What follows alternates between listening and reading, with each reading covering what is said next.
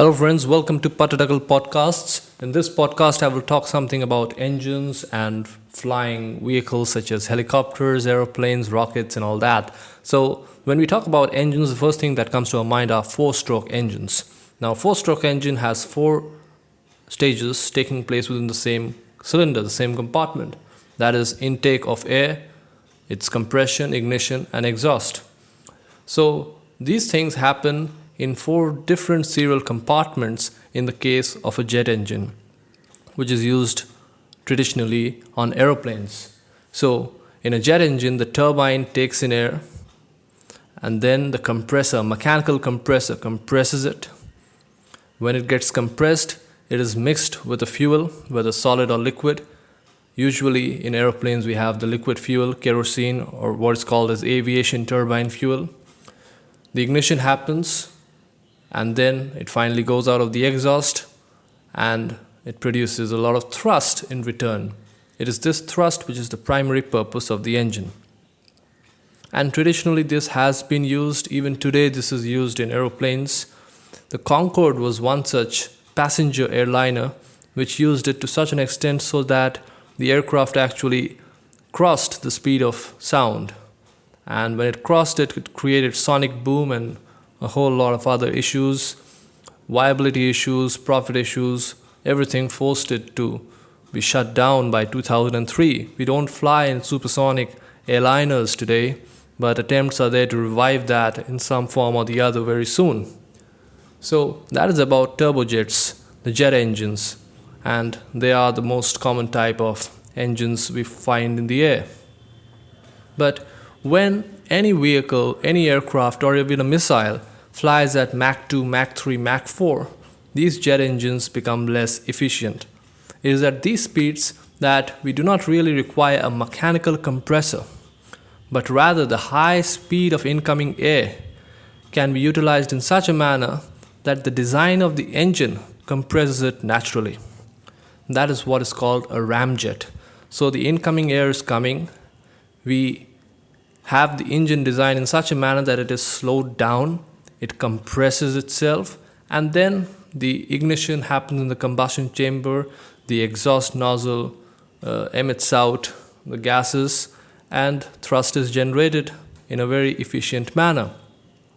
So ramjets also work up to Mach 5, Mach 6, but at higher speeds, that is hypersonic speeds, the compression happens to such an extent, the heating happens to such an extent that the efficiency of the engine is compromised. It is in these cases that we have to go to another engine called scramjet, which doesn't ram down or decrease the speed of the incoming air that much. It allows the supersonic speed of the air to continue even within the engine, but at the same time, the combustion, ignition, exhaust, all of these things happen as normal. So it is not rammed down. Such an engine is called scramjet. So all of these are very upcoming engines. Ramjet has been there for a while, no problem. But there have been attempts in the past to make aeroplanes, even helicopters, based out of ramjet engines. But they have mostly not been that popular, I believe.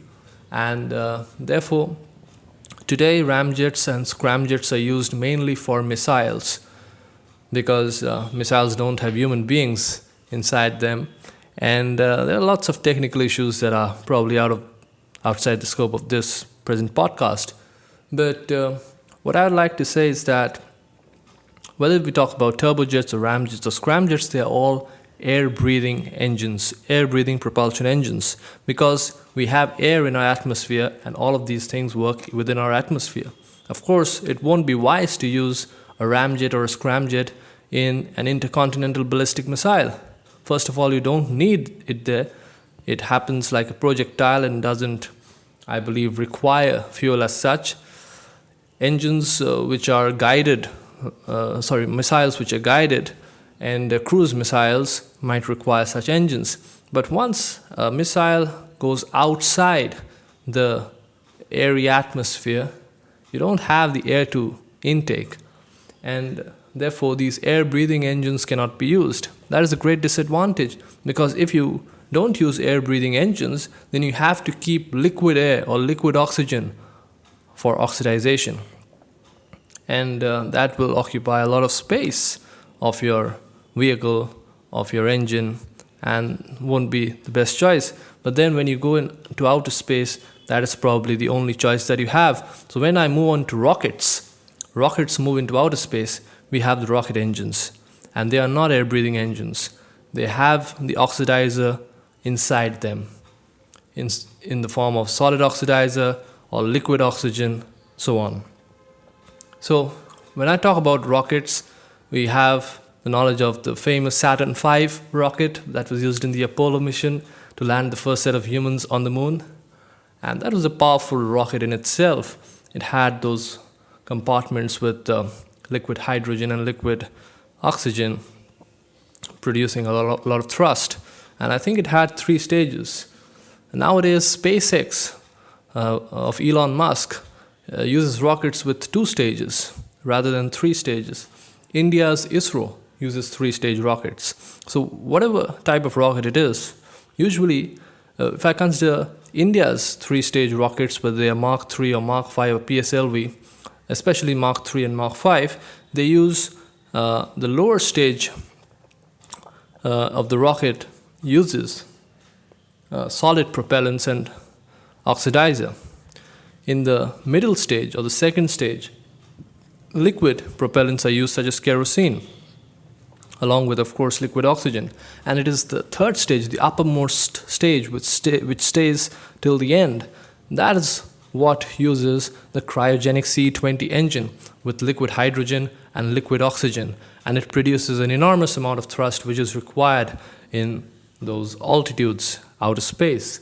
So cryogenic engines have been used by just a few selected countries: the United States, China, Russia, India, only 5-6 countries. And of course, Elon Musk has been using that in his SpaceX rockets, Falcon 9, Falcon Heavy, and the best is yet to come, that is Starship, in which he will not be using liquid hydrogen.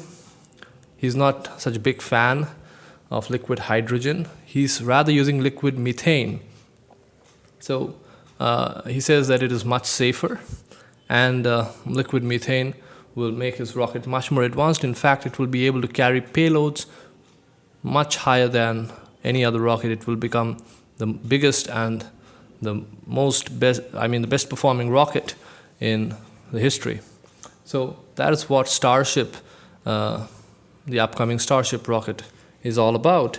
And we had the Saturn V rocket, as I had said. After that, we had the space shuttle program, in which side boosters were used in rocket staging. And then the Russian Soyuz rockets were used. And then we had the rise of the Indian space industry with PSLV and GSLV Mark 3, Mark 5 coming up.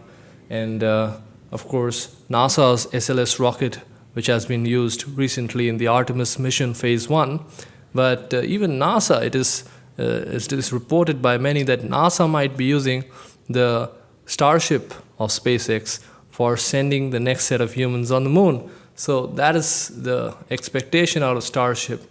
And I've talked about all of these things, rocket engines and air-breathing engines. But have you ever heard rocket engines being used in aeroplanes or in missiles? I mean, all kinds of experiments is going on. And I have seen a video in which jet engines were used at the back of a Tesla car. I mean, people are doing all kinds of funny things just to get some more speed in our real world. They are trying to use rocket engines, jet engines, ramjets, all for cars and human-based passenger jets and whatnot. But there are restrictions and risks, of course. And this field is so exciting, I would say that every day something new is coming up, every day.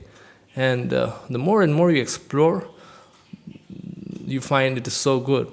The reason why SpaceX has become so popular is that when it uses up its first stage, the first stage returns back on Earth and it becomes reusable.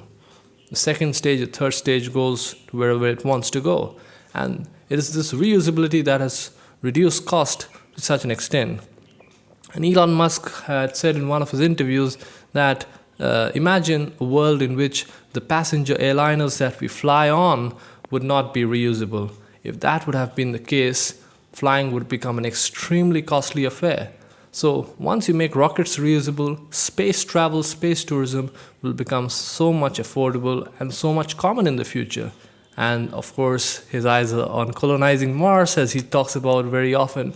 So, I mean, the future space research, experimentation, tourism, everything is so exciting.